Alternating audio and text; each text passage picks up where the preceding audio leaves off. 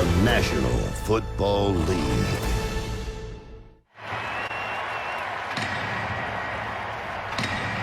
Welcome back to Indianapolis. I'm Pam Oliver. Well, under 500 on the road so far this season. That's where the Tampa Bay Bucs find themselves, and they are desperate to change course on that today. Head coach Bruce Arians, well, he has no trouble pinpointing what he feels is the biggest struggles for the group, and that's turnovers and pre-snap penalties. Tampa's been guilty of 15 pre-snap penalties, the most in the NFL. As far as this game goes, Arians wants to see consistency. He wants to see energy. Bring the energy that we play with at home on the road. Cleaning up those penalties is critical, especially this time of year in a hostile environment. Kevin? Yeah, Pam, I mean, the numbers are stark. I mean, their offensive and defensive numbers, certainly the penalties you mentioned away from home. And Frank Reich's Colts got off to an 0-3 start. They are playing ball now. They've won 3 in a row, 6-2 of their last 8, and really tuning it in. And right back in the mix in this playoff race. The Bucs come into today the 3rd seed in the NFC. Indy won the toss. They defer, and here we go from Indianapolis. Great to be with you as Darden will take it on out from the end zone and get out across the 20, and we will see Tom Brady, who continues to amaze at 44 years old. Well, what's he doing? How about the most pass yards per game in the league and the most touchdown passes in the league? It's not like he's just hanging around. He's leading the league in multiple categories for this #1 out. And I know it's been said so many times. I just don't think you ever can stress enough just how hard it is to not only be in the league at his age, but to play at this level. It's truly incredible. Start with a give to Leonard Fournette, who is going to work his way up across the 25. Going to get him 3 yards. For Tampa Bay on offense, there's a couple of inactive notables for you. First of all, on that offensive line, they've played together the entire year, not today. Ali Marpet, who's terrific at left guard, out. Aaron Stinney plays for him. And Antonio Brown has been out the last 5 games. Now make it 6 with that high ankle sprain. So he is inactive today, too. Other than that, these teams are pretty healthy.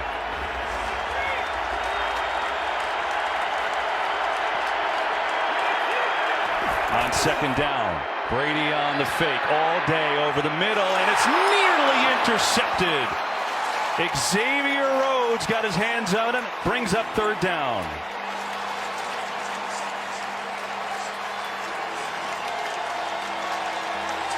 This Colts defense 13th in scoring. They've got a couple stalwarts like DeForest Buckner on the line, who's an All-Pro. Darius Leonard, 3-time All-Pro, one of the best in the league at linebacker.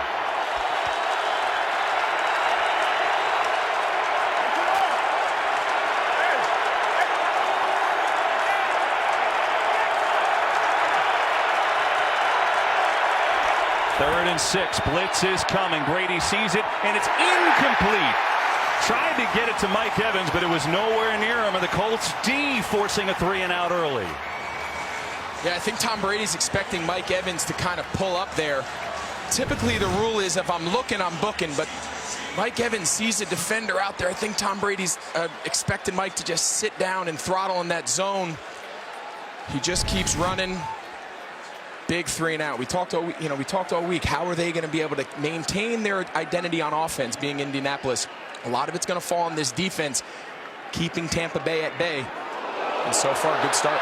Short punt by Pinion, and there's a penalty flag as well. This didn't even get to midfield, but we have to see what the penalty is.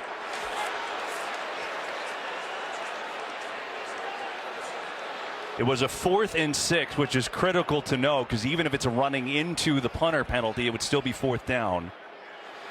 Let's see. Holding, kicking team number 97.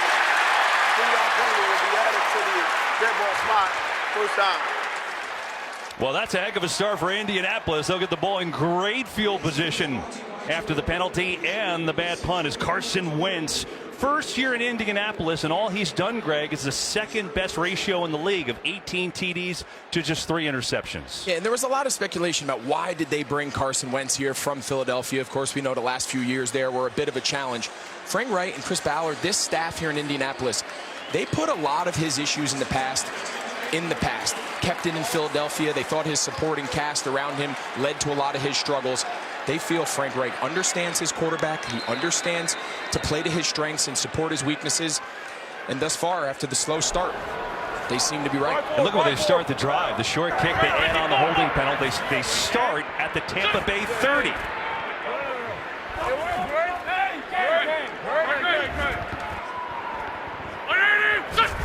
Here is Wentz. Taylor's first carry left side, and there is not much there. So Taylor, the #1 rusher in the league against the #1 rush defense for Tampa Bay. And good news for the Bucs, that man, Vita Vea, who is a mountain of a human being, is back and one of the best run stuffers all-around players in the league. He is, and he has the reputation of being a run stuffer. But as Bruce Arians said, he goes, some guys can take on double teams. Vita Vea can win versus double teams. He says that's what separates him. We're so fortunate to have him back in the lineup, especially against this Colts run game.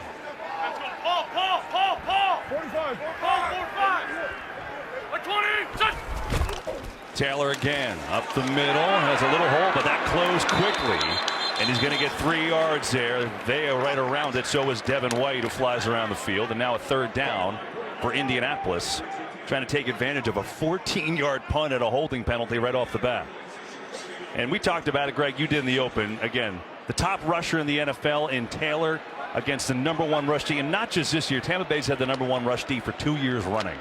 Yeah, it's not by accident, right? It starts with personnel, starts with this Todd Bowles scheme. We're seeing best versus best today. I don't think either team's going to shy away from what's gotten them here. He takes a break on 3rd and 6. Nyheim Hines in for him in the slot left. Wentz, time, looking, floating towards the corner, incomplete. Chevy makes affordable vehicles that help you enjoy life. Pittman out of his break was open, but the ball a little underthrown. Now it looks like a field goal try. It seemed like Pittman kind of lost his balance coming out. You can see he's going to run a corner route. Kind of a shake 7, they call it. You're going to sell the post like you're running inside, and then you're going to stick your inside foot and break to the corner. It's a very hard route to run. Your footwork has to be really clean. There's a timing component to it. Carson Wentz thought he had him, but just losing his footing threw off the timing. Now Michael Badgley, 9 for 9 as a Colt this year. 45-yarder, up and good. So Tampa Bay holds Indianapolis on the board, but I'm sure they felt like could have been more. Nonetheless, good start. Colts 3-0 here in the first. Well, Tom Brady's got a long history against the Colts, and Indy fans know it. 15-4 against him, including 4-1 in the postseason. It's the most playoff wins against any opponent in his career, as a matter of fact. And atop that, he's 8-0 against the Colts since 2010. Now in a different uniform, though. But still this Bucs #1 offense. And special teams already a factor, right? Pinion had a 14-yard punt, and then Badgley hit a 45-yard field goal. So that's the early going, although Tampa Bay's defense held there, considering that the Colts started on their own 30. So this time Brady will get it again on his own 25. Offensive series #2 against this Colts D, and Darius Leonard, you already noticed in that first series doing some interesting looks. Yeah, the narrative of this Colts defense was earlier in the year, until last week, right? They got their statement win, a marquee offense in Buffalo, a marquee quarterback in Josh Allen, and they put